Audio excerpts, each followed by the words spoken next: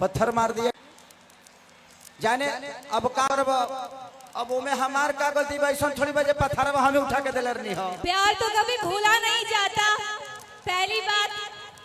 और किसी ने मुझसे कहा था कि मोहब्बत होती तो भुला देता, मोहब्बत होती तो भुला देता।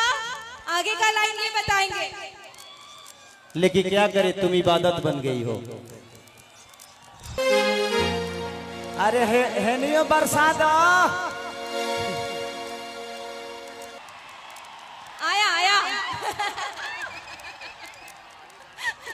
सुन ली लहका हो तू जख्मी दिल बड़ो। बहुत अच्छा लग रहा है एंड बस यही कहना चाहूंगी 4 साल बाद हम साथ में आए हैं तो आपके दिलों में और हम सबके दिलों में धमाल मचेगा। जो आप चाहेंगे वैसा धमाल मचेगा, है ना? कि टूट जाही राजा जी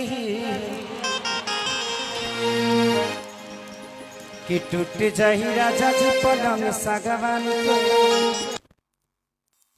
जाए कि तनी सूट द चदरिया तान के तान के तान के सीधे सीधे मंच पे अविलंब बिना कुछ बोलने हिंदी या भोजपुरी के सामंजस्य में कोनो बात के कहल गई तो कहनी की जैसे सुहागन हाथे शोभेला चूड़ी हिंदी के असली सिंगार हो भोजपुरी। जो भाषा है यूपी बिहार के अहिलौले बा कुली संसार के। ताई आप सबके बीच एगो जोरदार ताली बजा के स्वागत करी जा भोजपुरी के व्यू स्टार हमनी के गार्जियन खेसारी लाल भैया, काजल जी, माही, मनीषा। एक जोरदार तालियां बजा भाई, ताली बजे जोरदार।